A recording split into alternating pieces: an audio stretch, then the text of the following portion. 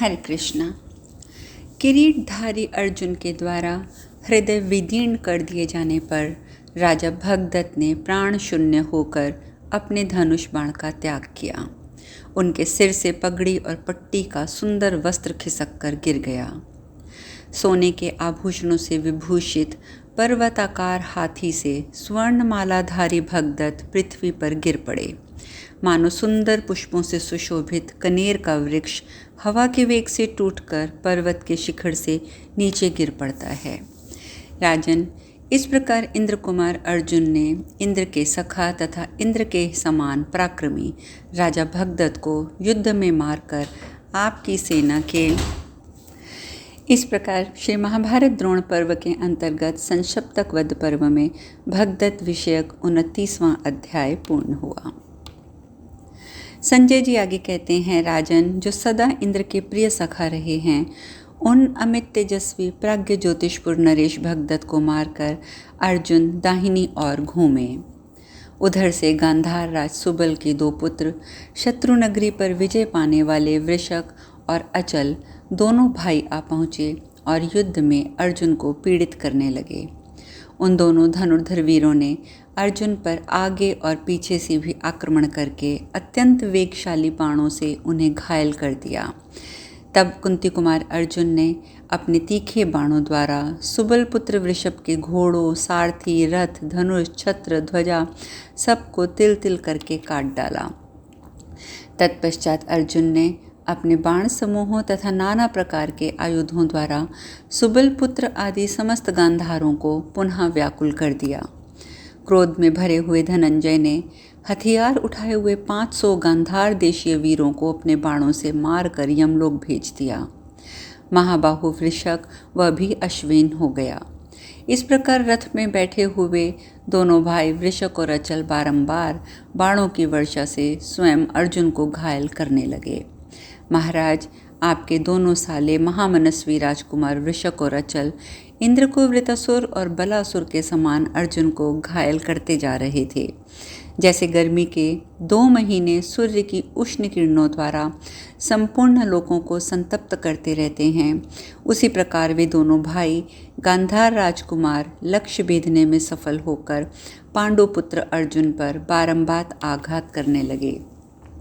राजन, वे नरश्रेष्ठ राजकुमार वृषक और अचल रथ पर एक दूसरे से सटकर खड़े थे।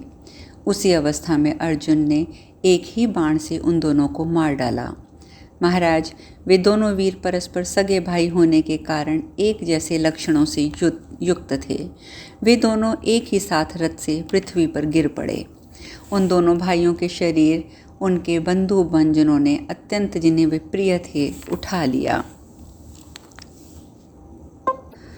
प्रजानाथ, युद्ध में पीठ ना दिखाने वाले अपने दोनों मामाओं को युद्ध में मारा गया देखकर आपके सभी पुत्र अपने नेत्रों से आंसुओं की वर्षा करने लगे। अपने दोनों भाइयों को मारा गया देखकर सैकड़ों मायाओं के प्रयोग में निपुण शकुनी ने श्री कृष्ण और अर्जुन को मोहित करते हुए उनके प्रति माया का प्रयोग किया। फिर तो अर्जुन के ऊपर सैकड़ों प्रकार के अस्त्र शस्त्र संपूर्ण दिशाओं और विदिशाओं से आकर पड़ने लगे। गधे, ऊंट, भैंसे, सिंह, व्याघ्र, भूखे राक्षस एवं भांति भांति के पक्षी अत्यंत कुपित होकर अर्जुन पर धावा करने लगे। तदंतर दिव्यास्त्रों के ज्ञाता शूरवीर कुंती पुत्र धनंजय सहसा बाण समूहों की वर्षा करते हुए उन सबको मारने लगे। शूरवीर अर्जुन के सुदृढ़ एवं श्रेष्ठ सैनिकों द्वारा मारे जाते हुए समस्त हिंसक पशु सब और घायल होकर चित्कार करते हुए नष्ट होने लगे। तदंतर अर्जुन के रथ के समीप अंधकार प्रकट हुआ और उस अंधकार में क्रूरतापूर्ण बातें कानों में पड़कर अर्जुन को डांट बताने लगीं। उन महासमर में प्रकट हुए उन भयदायक घोर और भयानक अंधकार को अर्जुन ने अपने विशाल उत्तम ज्योतिर्मय अस्त्र द्वारा काट दिया। जो उस अंधकार के निवारण हो जाने पर बड़े भयंकर जल प्रवाह प्रकट होने लगे। तब अर्जुन ने उस जल के निवारण के लिए आदित्यास्त्र का प्रयोग किया। उस अस्त्र ने वहाँ का सारा जल सोख लिया। इस प्रकार सुबलपुत्र शकुनी के द्वारा बार बार प्रयुक्त हुई नाना प्रकार की मायाओं को अर्जुन ने अपने अस्त्र बल से हंसते हंसते शीघ्र नष्ट कर दिया। तब मायाओं का नाश हो जाने पर अर्जुन के बाणों से आहत और भयभीत होकर शकुनी अधम मनुष्यों की भांति तेज चलने वाले घोड़ों के द्वारा भाग खड़ा हुआ। तदंतर अस्त्रों के ज्ञाता अर्जुन शस्त्रों को अपनी फुर्ती दिखाते हुए कौरव सेना की बाण समूहों की वर्षा करने लगे। महाराज, अर्जुन के द्वारा मारी जाती हुई आपके पुत्र की विशाल सेना उसी प्रकार दो भागों में बट गई मानो गंगा किसी विशाल पर्वत के पास पहुंचकर दो भागों में विभक्त हो जाती हैं। किरीटधारी अर्जुन से पीड़ित होकर आपकी सेना के कितने ही नरश्रेष्ठ द्रोणाचार्य के पीछे जा छुपे और कितने ही राजा दुर्योधन के पास भाग गए। महाराज, उस समय हम लोग उड़ती हुई धूल राशि से व्याप्त हुई सेना में कहीं अर्जुन को नहीं देख पाते थे। मुझे तो दक्षिण दिशा की ओर केवल उनके धनुष की टंकार सुनाई देती थी। शंख और दुधुम्बियों की ध्वनि, वाद्यों के शब्द, गांडीव धनुष के गंभीर घोष आकाश को लांघ कर स्वर्गलोक तक जा पहुँचे। तत्पश्चात पुनः दक्षिण दिशा में विचित्र युद्ध करने वाले योद्धाओं का अर्जुन के साथ बड़ा भारी युद्ध होने लगा और मैं द्रोणाचार्य के पास चला गया। भरत नंदन, युधिष्ठिर की सेना के इधर उधर भागने से उन पर प्रघात आघात करते हुए अर्जुन के मुख पर एक अजीब सी प्रसन्नता थी। जैसे वायु बादलों को आकाश से छिन्न भिन्न कर देती है, उसी प्रकार अर्जुन आपके पुत्रों की विभिन्न दिशाओं में फैली हुई सेनाओं का विनाश करने लगे। इंद्र की भांति बाण रूपी जलराशि की अत्यंत वर्षा करने वाले भयंकर वीर अर्जुन को आते देखकर कोई भी धनुर्धर पुरुष सिंह कौरव योद्धा युद्ध में उन्हें ना रोक सके। अर्जुन की मार खाकर आपके सैनिक अत्यंत पीड़ित हो रहे थे। उनमें से बहुतेरे जो इधर उधर भागते समय अपने ही पक्ष के योद्धाओं को मार डालते थे। अर्जुन के द्वारा छोड़े हुए कंग पक्ष से युक्त बाण विपक्षी वीरों के शरीरों को छेद डालते थे। वे संपूर्ण दिशाओं को आच्छादित करते हुए टिड्डी दल के समान वहां सब और गिरने लगे। आर्य वे बाण, घोड़े, रथी, हाथी, पैदल सैनिकों को भी विदीर्ण करके उसी प्रकार धरती में समा जाते थे जैसे सर्प बांबी में प्रवेश कर जाता है।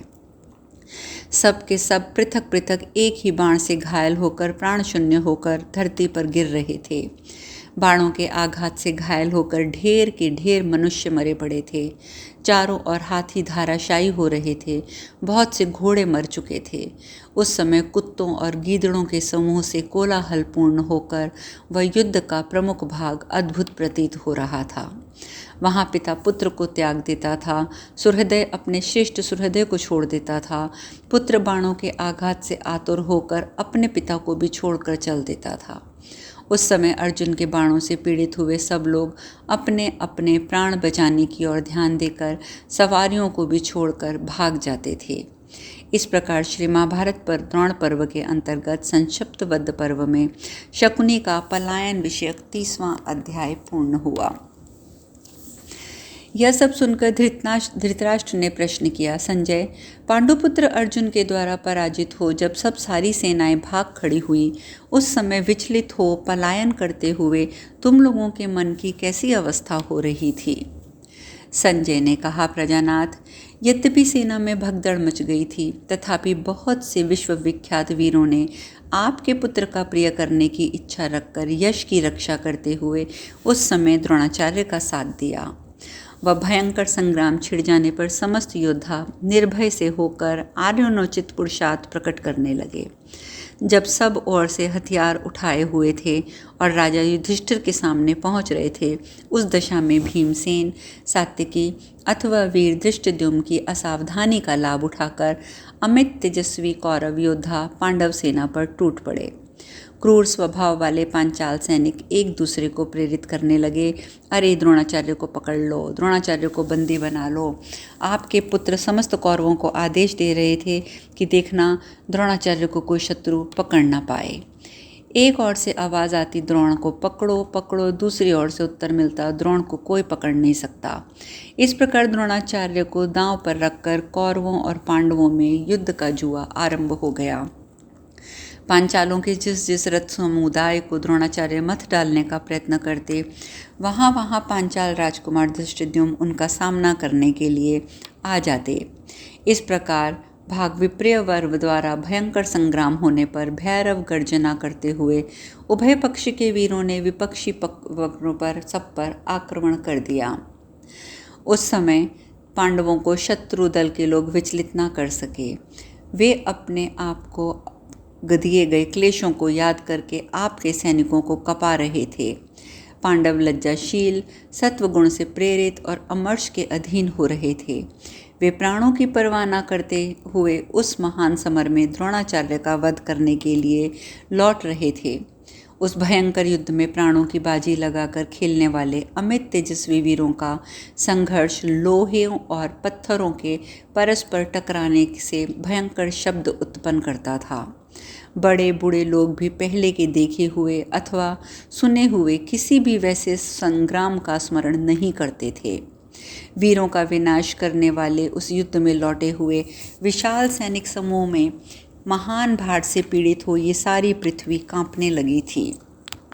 सब और चक्कर काटते हुए सैन्य समूह का अत्यंत भयंकर कोलाहल आकाश को स्तब्ध करता सा अजात शत्रु युधिष्ठिर की सेना में व्याप्त हो गया था। रणभूमि में विचरते हुए द्रोणाचार्य ने पांडव सेना में प्रवेश करके अपने तीखे बाणों द्वारा सैकड़ों सैनिकों के पांव उखाड़ दिए।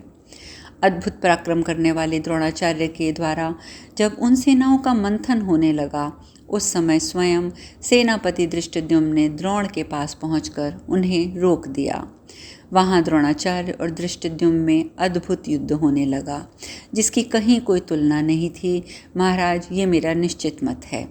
तदंतर अग्नि के समान कांतिमान नीलवाण रूपी चिंगारियों और धनुष रूपी लपटों का विस्तार करते हुए कौरव सेना को दग्ध करने लगे, मानो आग घास भूस के ढेर को जला रही हो। राजा नील को कौरव सेना का दहन करते देख प्रतापी द्रोण पुत्र अश्वत्थामा ने, जो पहले स्वयं ही वार्तालाप आरंभ करने वाला था, मुस्कुराते हुए मधुर वचनों में कहा, नील, तुमको बाणों की ज्वाला से इन बहुत से योद्धाओं को दग्ध कर देने से क्या लाभ है? तुम अकेले मुझसे ही युद्ध करो और कुपित होकर मेरे पर शीघ्र प्रहार करो। नील का मुख विकसित कमल के समान कांतिमान था। उन्होंने पद्म समूह सी आकृति और कमल दल के सदृश नेत्रों वाले अश्वत्थामा को अपने बाणों से बींध डाला। उनके द्वारा घायल हुए अश्वत्थामा ने सहसा 3 तीखे भल्लों द्वारा अपने शत्रु नील के धनुष, ध्वज और छत्र को काट डाला। तब नील ढाल और सुंदर तलवार हाथ में लेकर युद्ध से कूद पड़े, अपने रथ से कूद पड़े। जैसे पक्षी किसी मनचाही वस्तु को पाने के लिए किसी पर झपट्टा मारता है, उसी प्रकार नील ने भी अश्वत्थामा के धड़ से उसका सिर उतार देने का विचार किया। निष्पाप नरेश, उस समय अश्वत्थामा ने मुस्कुराते हुए भल्ल मारकर उसके द्वारा नील के ऊंचे कंधों, सुंदर नासिकाओं और कुंडल सहित मस्तक को धड़ से काट गिराया। पूर्ण चंद्रमा के समान कांतिमान मुख और कमल दल के समान सुंदर नेत्र वाले राजा नील बड़े ऊंचे कद के थे। उनकी अंग कांति नील कमल दल के समान श्याम थी। वे अश्वत्थामा के द्वारा मारे जाने पर पृथ्वी पर गिर पड़े। आचार्य पुत्र के द्वारा प्रज्वलित तेज वाले राजा नील के मारे जाने पर पांडव सेना अत्यंत व्याकुल होकर व्यथित हो उठी।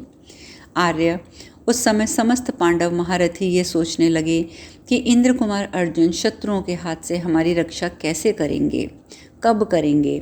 वे बलवान अर्जुन तो इस सेना के दक्षिण भाग में बचे हुए संक्षप्तकों का और नारायणी सेना के संहार का प्रयास कर रहे हैं। इस प्रकार श्री महाभारत द्रोण पर्व के अंतर्गत संक्षिप्त वध पर्व में नील वध विषयक 31वां अध्याय पूर्ण हुआ। संजय कहते हैं, महाराज, आपकी सेना का वह विनाश भीमसेन से नहीं से सहा गया। उन्होंने गुरुदेव को 60 और कर्ण को 10 बाणों से घायल कर दिया। तब द्रोणाचार्य ने सीधे जाने वाले तीखी धार से युक्त पैने बाणों द्वारा शीघ्रतापूर्वक भीमसेन के मर्म स्थानों पर आघात किया। वे भीमसेन के प्राणों का अंत कर देना चाहते थे। उस आघात प्रतिघात को निरंतर जारी रखने की इच्छा से द्रोणाचार्य ने भीमसेन को 26, कर्ण ने 12 और अश्वत्थामा ने 7 बाण मारे। तदंतर राजा दुर्योधन ने उनके ऊपर 6 बाणों द्वारा प्रहार किया। फिर महाबली भीमसेन ने उन सबको अपने बाणों द्वारा घायल किया। उन्होंने द्रोण को 50, कर्ण को 10, दुर्योधन को 12 और अश्वत्थामा को 8 बाण मारे। तत्पश्चात भयंकर गर्जना करते हुए भीम ने रणक्षेत्र में उन सब का सामना किया। भीमसेन मृत्यु के तुल्य अवस्था में पहुंच गए थे, अपने प्राणों का परित्याग कर देना चाहते थे। उसी समय अजातशत्रु युधिष्ठिर ने अपने योद्धाओं को ये कहकर आगे बढ़ने की आज्ञा दी कि तुम सब लोग भीमसेन की रक्षा करो। ये सुनकर वे अमित तेजस्वी वीर भीमसेन के समीप पहुंच गए। सात्विकी द्वारा महारथी तथा आदि महारथी और पांडुकुमार माद्रीपुत्र नकुल सहदेव ये सभी पुरुष श्रेष्ठ वीर परस्पर मिलकर एक साथ अत्यंत क्रोध में भरकर बड़े बड़े धनुर्धरों से सुरक्षित होकर द्रोणाचार्य की सेना को विदीर्ण कर डालने की इच्छा से उन पर टूट पड़े। वे भीम आदि सभी महारथी अत्यंत पराक्रमी थे। उस समय रथियों में श्रेष्ठ द्रोणाचार्य ने घबराहट छोड़कर अत्यंत बलवान समरभूमि में युद्ध करने वाले महारथी वीरों को रोक दिया, परंतु पांडव वीर मौत के भय को बाहर छोड़कर आपके सैनिकों पर चढ़ आए और घुड़सवार घुड़सवारों से, रथारोही योद्धा रथियों को मारने लगे। उस युद्ध में शक्ति और खड्गों का प्रहार आघात होता रहा, फरसों से मार काट होती रही। तलवार खींचकर उसके द्वारा ऐसा भयंकर युद्ध हो रहा था जिसका कटु परिणाम प्रत्यक्ष सामने आ रहा था। हाथियों के संघर्ष में अत्यंत दारुण संग्राम होने लगा। कोई हाथी से गिरता तो कोई घोड़े से औंधे सिर धाराशायी हो रहा था। आर्य, उस युद्ध में कितने ही मनुष्य बाणों से विदीर्ण होकर रथ से नीचे गिर जाते थे, कितने ही योद्धा कवच शून्य हो धरती पर गिर पड़ते थे और सहसा कोई उसकी छाती पर पैर रखकर उनके मस्तक को भी कुचल देता था। दूसरे हाथियों ने भी बहुतों से गिरे हुए मनुष्यों को अपने पैरों से रौंद डाला, अपने दांतों से धरती पर आघात करके बहुत से रथियों को चीर डाला। अब शेष कथा कल। हरे कृष्णा।